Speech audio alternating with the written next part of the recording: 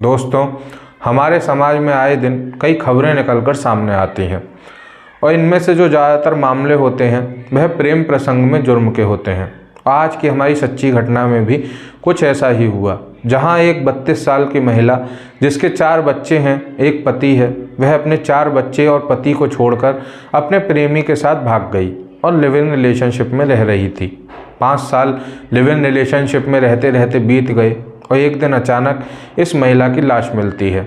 और फिर जब पुलिस इस घटनाक्रम का खुलासा करती है और जब ये घटनाक्रम का खुलासा आसपास के लोगों के सामने आता है और जब लोग इस खबर को पढ़ते हैं, सुनते हैं, तो वह एक ही बात कह रहे थे कि ये तो हमें पता था कि इस प्रेम प्रसंग का जो अंजाम है वह ऐसा ही होना है। आइए अब इस सच्ची घटना से आपको रूबरू करवाते हैं। दोस्तों नमस्कार, मैं देव शर्मा आज फिर हाजिर हूँ आपके लिए एक सच्ची घटना के साथ। आज की हमारी ये सच्ची घटना उत्तर प्रदेश से है। उत्तर प्रदेश में ही एक ज़िला लगता है कानपुर और इसी ज़िले में एक थाना क्षेत्र लगता है विदनू। बात कर रहा हूँ 2 दिसंबर 2022 की सुबह तकरीबन 6 से 7 बजे कुछ स्थानीय लोगों को एक जंगल में कुछ झाड़ियों में एक लाश पड़ी हुई मिलती है और ये लाश एक महिला की थी। स्थानीय लोग इस लाश को देखकर डर जाते हैं और फिर पुलिस को इत्तला करते हैं।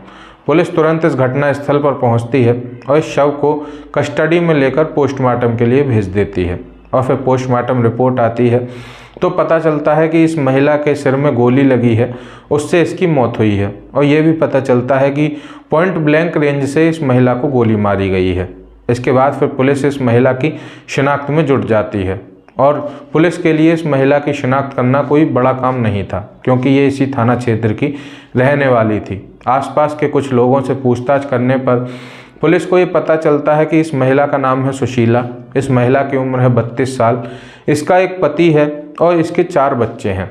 लेकिन पुलिस के सामने स्थानीय लोग एक बड़ा खुलासा भी करते हैं और वह बताते हैं कि इसके 4 बच्चे और पति तो हैं, लेकिन ये 5 साल पहले अपने पति और बच्चों को छोड़ चुकी है और वह अपने एक प्रेमी, इसका नाम है प्रेम केसरवानी, जो इसी इलाके का रहने वाला है, उसके साथ पिछले 5 सालों से लगातार लिव इन रिलेशनशिप में रह रही है।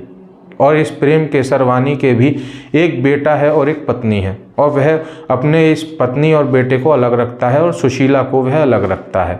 फिर पुलिस इस प्रेम केसरवानी की तलाश में निकल पड़ती है और ये प्रेम केसरवानी के जब पुलिस घर पहुंचती है तो ये घर पर मौजूद नहीं था। और जब इसकी पत्नी से बातचीत हुई तो इसकी पत्नी ने बताया कि वह लगभग 3 से 4 दिन से घर नहीं आया है। और फिर इसके नंबर को डायल किया गया, लेकिन इसका नंबर भी स्विच ऑफ जा रहा था। अब पुलिस को कहीं ना कहीं इस प्रेम केसरवानी पर शक होने लगा और वह इस मामले में प्राइम सस्पेक्ट बन गया था।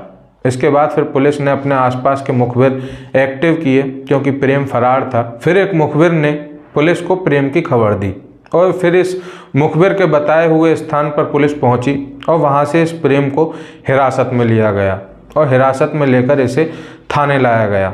और थाने लाकर इससे पहले तो पूछताछ की गई। पहले तो इधर उधर की बातें करता है और जब इससे सख्ती से पूछताछ की गई तो ये अपना जुर्म कबूल कर लेता है और ये लगभग 4 नाम और लेता है, जिसमें से एक है राजेश, एक है अजय, एक है दिनेश और एक है शनि। फिर पुलिस इन 4 लोगों की तलाश में निकल पड़ती है। इसमें से एक तो गिरफ्त में आ गया, लेकिन अभी 3 फरार चल रहे हैं और इनमें से एक है राजेश। फिर इस राजेश को गिरफ्तार कर पुलिस थाने लेकर पहुंचती है और फिर ये राजेश और ये प्रेम दोनों को आमने सामने बैठा कर इनसे पूछताछ की जाती है। फिर इस प्रेम ने पुलिस को बताया कि साहब, मेरी और सुशीला की मुलाकात 5 साल पहले हुई थी। सुशीला के 4 बच्चे हैं, जिसमें से 2 बेटियां हैं और 2 बेटे और एक इसका पति भी है। मेरी मुलाकात सुशीला से हुई, सुशीला को मुझसे प्यार हो गया, मुझे सुशीला से प्यार हो गया और सुशीला मेरे प्यार में इस कदर पागल हो गई थी कि उसने अपने 4 बच्चों को छोड़ दिया और अपने पति को भी छोड़ दिया और वह मेरे साथ लिव इन रिलेशनशिप में रहने लगी। धीरे धीरे कुछ समय तो सब सही चला, लेकिन अब सुशीला मुझसे लगातार ये कहने लगी थी कि मैं अपने 4 बच्चों को छोड़कर आई हूँ, अपने पति को छोड़कर आई हूँ, अब तुम्हें मुझसे शादी करनी होगी। लेकिन मैं उससे कतई शादी नहीं करना चाहता था। मैं उससे सिर्फ टाइम पास कर रहा था और मैं अपनी बनी बनाई गृहस्थी को बिगाड़ना नहीं चाहता था। मेरे पास एक बेटा है, मेरी एक पत्नी है, मैं उनसे बहुत प्यार करता था।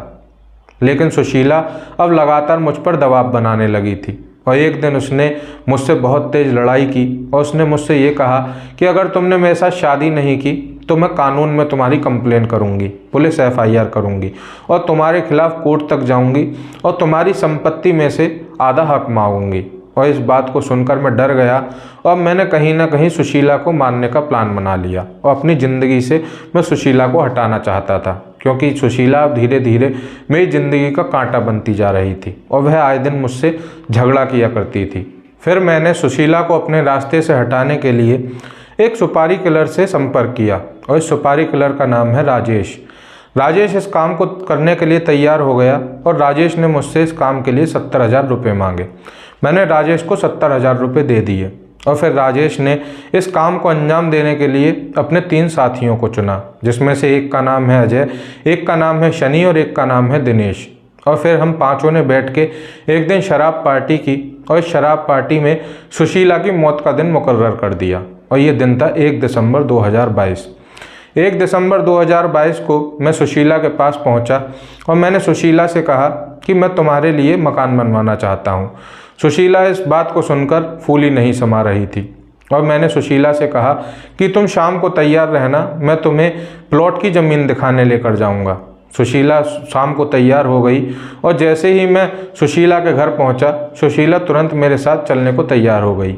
मैं सुशीला को लेकर इसी बिदनू थाना क्षेत्र के एक जामू गांव में एक सुनसान जगह पर लेकर पहुंचा। उस सुनसान जगह पर ये चारों सुपारी किलर पहले से ही मौजूद थे और जैसे ही प्रेम और सुशीला वहां पहुंचे कि तभी ये चारों सुपारी किलर सुशीला पर टूट पड़े और सुशीला के गले में इन्होंने एक मुफलर डाला और उसे लगातार इधर उधर घसीटने लगे।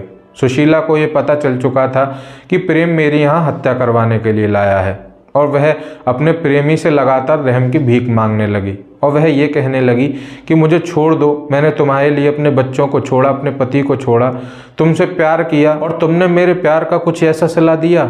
लेकिन प्रेम के कानों पर जू तक नहीं रेंगता और वह राजेश से कहता है कि यार राजेश, क्या तुम ऐसे इधर उधर टहला रहे हो, जल्दी हथियार निकालो और इसे ख़त्म करो। राजेश हथियार निकालता है और फिर सुशीला के सिर में गोली मार देता है और सुशीला की वहीं मौके पर ही मौत हो जाती है। ये जो चारों सुपारी किलर थे वह तो वहाँ से फरार हो गए सुशीला को गोली मारकर, लेकिन प्रेम लगातार वहाँ बैठा रहा और वह 15 मिनट तक बैठा रहा और वह लगातार ये देख रहा था कि सुशीला की मौत हुई है या नहीं। और जब उसने आखिरी सांस ली सुशीला ने, जब उसे प्रेम को बिल्कुल ये इत्मीनान हो गया कि अब सुशीला मर चुकी है और उसकी आखिरी सांस खत्म हो चुकी है और अब वह सांस नहीं ले रही, तो वह भी वहाँ से फरार हो गया। इसके बाद 2 दिसंबर की सुबह कुछ स्थानीय लोगों को सुशीला की लाश मिली और फिर पुलिस को इत्तला की गई और फिर पुलिस ने ये पूरे षड्यंत्र का खुलासा किया। अब इस राजेश और इस प्रेम को पुलिस ने गंभीर धाराओं में इन पर मुकदमा दर्ज कर जेल भेज दिया है और ये जो 3 आरोपी अभी फरार चल रहे हैं वह भी जल्दी ही पुलिस की गिरफ्त में होंगे। दोस्तों, इस तरह से एक प्रेमी ने अपनी ही प्रेमिका की हत्या कर दी क्योंकि वह उससे शादी नहीं करना चाहता था। जिस सुशीला ने अपने ही प्रेमी के लिए अपने 4 बच्चों को छोड़ा, अपने पति को छोड़ा और 5 साल तक उसके साथ लिव इन में रही, उसका हर सुख दुख बांटा, उसी प्रेमिका को उसने अपने ही सामने मौत के घाट उतरवा दिया। दोस्तों, इस तरह से सुशीला का अंत हुआ और इनकी प्रेम कहानी का इतना भयानक अंत हुआ।